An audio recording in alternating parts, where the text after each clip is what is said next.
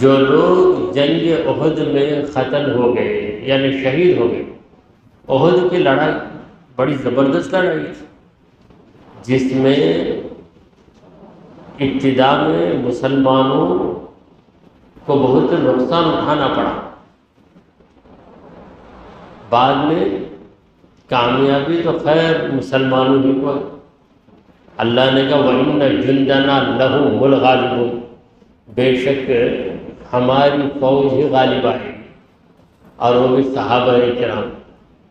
رسول کریم صلی اللہ علیہ وسلم بنفس نفیس موجود ہے، تو ایسی صورت میں مسلمانوں کو شکست کہاں سے ہوئی؟ ہاں ذرا جنگ کا نقشہ بدل گیا، ایسا نقشہ بدلا کہ بعض مسلمان ادھر سے ادھر دوڑنے لگے، اور بہت سے شہید بھی ہوئے، احد میں 70 صحابہ شہید ہوئے۔ تب شہیدوں کو دفن کرنے کا مسئلہ ہے، نبی کریم صلی اللہ علیہ وسلم دو شہیدوں کو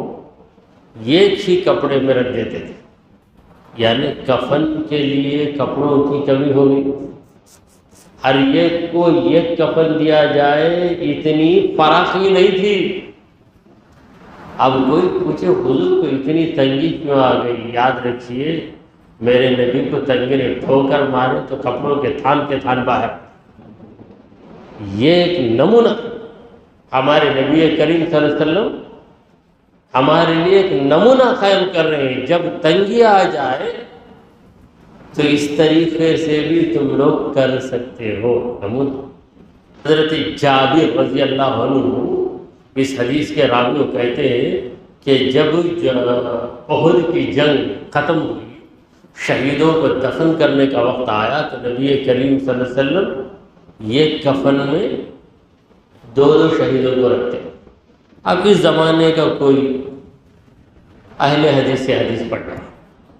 بھائی کائی کو بھائی تا لمبا کفن لیتے سو بیسٹ ہے، دو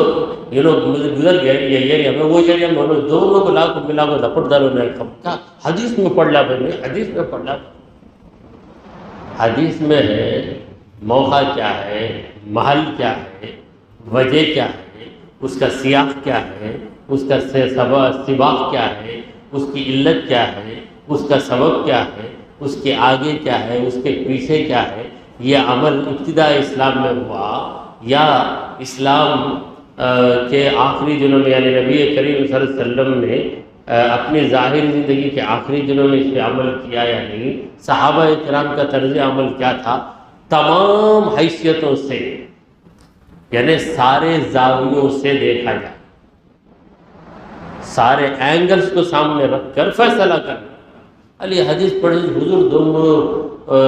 مردوں کو ایک کفن میں رکھ ڈالے، اس وقت ہم بھی بحث کریں گے، کوئی مرتے فون اور کو تو مرے ہی کا بولو دو جنا تم لوگ رکھ ڈالے کفن، حدیث میں پڑھ لیا، میں حدیث میں پڑھ لیا، تو اس طرح حدیث میں پڑھ کر چل لو۔ اگر حدیث بتا دے اب سامنے والا بھی مجبور ہو جائے، حدیث بتائے تو کسے ہمت ہوئی انکار کرنے؟ ایک شخص بولا نماز نہیں پڑھنا، میں قرآن بتاتا ہوں، قرآن بتاتا ہوں، کیا ادھر سے کٹ در بیچ میں لا کر واٹس ایپ میں اٹھا کے اسے بولڈ بنا کر لا تقربوا الصلاۃ، نیچے ترجمہ دیکھو نماز کے قریب میں جاؤ، قرآن میں ہے بھائی۔ اس کے بعد کیا ہے وانتم سکارا، جب تم نشے کی حالت میں ہو، یہ بھی چھوڑ دیا وہ بھی چھوڑ دیا، تو اس طریقے سے اسی لیے ہمارے بزرگوں نے کہا کہ حدیث پڑھو لیکن مسئلہ نکالنے کی جرت مت کرو، کیونکہ اس لیول کے آدمی تم نہیں، وہ درجہ تمہارا نہیں، وہ درجہ ائمہ کا ہے، جنہیں تمہاری طرح ایک دو حدیثیں نہیں، انہیں تو وہ ہزاروں حدیثیں یاد، وہ لوگ جس نتیجے پہ پہنچیں گے وہ صحیح نتیجہ، اور تم جو کریں گے وہ غلطی ہو جائے گی تم سے۔ تو یہ اس لیے میں وضاحت کر رہا ہوں کہ حدیث کی کتابوں کے پڑھنے کا شوق ہو گیا ہے، بہت اچھی بات ہے، پڑھیے، مگر حدیث پڑھتے پڑھتے خود ہی امام مجتہد بننے کا جو شوق ہو گیا ہے، یہ شوق نہیں ہے، یہ بہت بڑا خطرہ،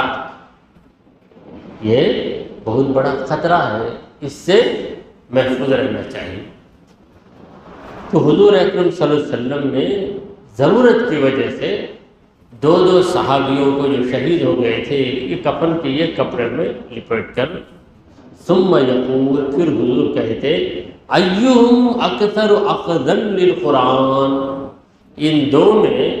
زیادہ قرآن کا علم کسے حاصل؟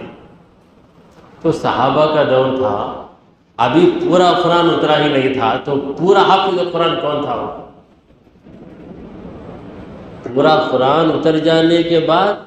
مکمل حافظ قرآن صحابہ میں بھی بنے تھے، مگر جنگ احد کے موقع تک تو پورا قرآن نہیں اترا تھا۔ تو اس وقت تک جتنی آیتیں اتر گئیں ان آیتوں میں زیادہ آیتیں ان دو میں کس کو یاد ہے؟ تو ایک اندازے سے پتہ چلتا تھا کہ ان کو 10 آیتیں یاد تھیں، ان کو 25 آیتیں یاد تھیں، ان کو صرف 8 آیتیں یاد تھیں، ان کو 18 آیتیں یاد تھیں۔ تو حضور صلی اللہ علیہ وسلم 2 لاشوں کو رکھ کر، 2 شہیدوں کو رکھ کر دیگر صحابہ سے پوچھتے یہ 2 ہیں، 2 میں زیادہ قرآن رکھنے والا کون تھا؟ فَإِذَا أُشِيرَ لَهُ إِلَىٰ أَحَدِهِمَا، جب حضور کی خاطر ان دونوں میں سے ایک کی طرف اشارہ کر دیا جاتا، یعنی صحابہ بتاتے یا رسول اللہ یہ 2 میں ان کو زیادہ یاد تھا قرآن، ان کی 25 آیتیں یاد رکھتے تھے، ان کو صرف 10 آیتیں یاد تھیں۔ تو جب اس طرح اشارے کے ذریعے صحابہ بتا دیتے، قدمہ فی اللہ، خبر کے اندر حضور صلی اللہ علیہ وسلم پہلے اسے رکھتے جسے قرآن زیادہ یاد ہے،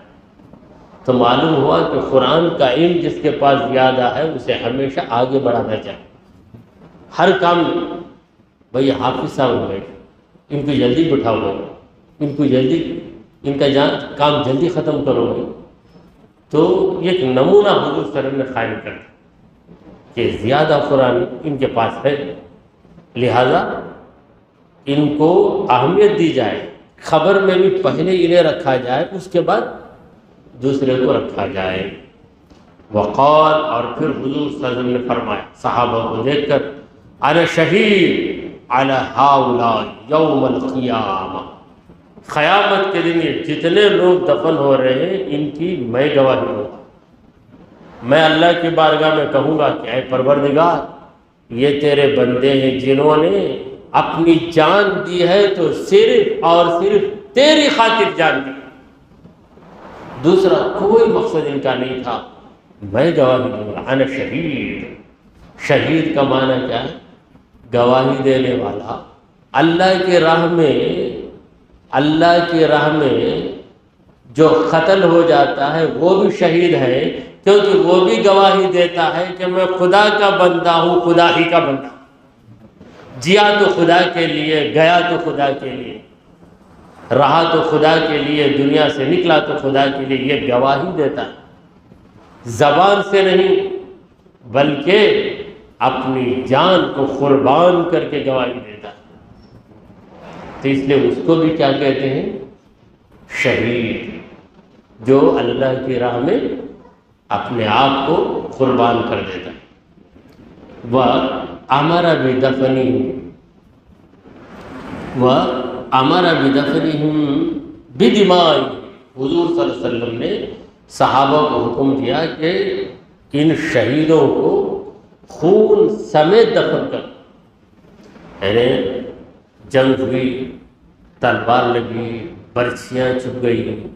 نیزے پھنس گئے، خون میں جسم تر بتر ہو گیا، لال ہو گئے کپڑے، حضور نے کہا کہ ان کو خون کے ساتھ دفن کر، غسل مت دو، شہید کو غسل نہیں دیا جاتا، شہید قیامت کے دن آئے گا اپنے خون کے ساتھ آئے۔ حضور صلی اللہ علیہ وسلم فرماتے ہیں لونہ لون الدم وریحہ ریح المسک، رنگ خون کا رہے مگر خوشبو مشک کی ہو۔ مشک کیا ہے؟ کستوری، مشک اردو کا لفظ ہے، اب یہاں کے لوگ کستوری کہتے ہیں، اب وہاں کے ہمارے اردو بولنے والے یو پی، دلی، وہاں کی بھی حالت یہ ہو گئی کہ اردو اتر گئی، ہندی چڑھ گئی، اب وہاں بھی مشک کے بجائے کستوری ہوتی، تو یہ جو مشک میں جو خوشبو ہوتی ہے ویسی خوشبو ان کے خون سے نکلنے لگی۔ تو یہ خون کے اندر جو خوشبو آ گئی، یہ کیسے آ گئی؟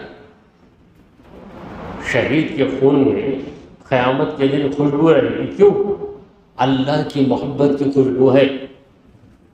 اللہ کی محبت کی خوشبو ہے۔ تو حضور اکرم صلی اللہ علیہ وسلم کے اندر اللہ کی ایسی محبت کہ آپ کے بدن مبارک سے نکلنے والے پسینے میں خوشبو ہی خوشبو۔ حضور کسی گلی سے گزر جائیں تو گلی کے لوگ سمجھ لیں یہاں سے محمد صلی اللہ علیہ وسلم کا گزر ہوا ہے، اسی لیے ایسی خوشبو۔ تو ہم لوگ کبھی کوئی صاحب مسجد میں آتے ہیں تو اچانک خوشبو آ جاتی ہے، کیا بھائی آ کر بہت کاسٹلی عطر استعمال کرتے، کیا بولتے ہیں؟ بہت کاسٹلی پیور عود کا استعمال کرتے۔ اب حضور کے لیے یہ بات نہیں، حضور عود بھی نہیں، سندل بھی نہیں، جتنا پسینہ چہرے مبارک پہ نکھرتا، آپ کے جسم سے جس قدر پسینہ نکلتا اسی قدر خوشبو بڑھ جاتی، یہ حضور اکرم صلی اللہ علیہ وسلم کے پسینے کی بات ہے۔ تو اب دیکھیے حضور صلی اللہ علیہ وسلم نے کہا کہ ان کو خون کے ساتھ دفن کر دو، وَلَمْ يُصَلِّ عَلَيْهِ، حضور صلی اللہ علیہ وسلم نے ان کی نماز جنازہ بھی نہیں پڑھی، وَلَمْ يُغْسَلُوا، اور انہیں غسل بھی نہیں دیا۔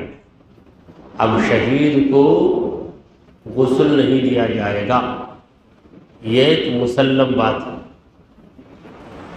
مگر جنازے کی نماز پڑھی جائے یا نہ پڑھی جائے، تو اس حدیث میں تو ہے کہ نماز جنازہ حضور نے شہیدوں پہ نہیں پڑھی، مگر دیگر حدیثوں میں ہے کہ شہیدوں کی حضور نے نماز جنازہ پڑھی ہے، لہٰذا یہاں پر یوں تطبیق کی جاتی ہے کہ شہداء احد کے لیے خاص بات تھی، دیگر شہیدوں کے لیے نماز جنازہ پڑھنا چاہیے، تو نماز جنازہ پڑھی جائے گی مگر ان کو غسل نہیں دیا جائے گا، جس حال میں وہ ہیں اسی حال میں ان کو دفن کر دیا جائے گا۔ رواہ البخاری، اس حدیث کو امام بخاری نے روایت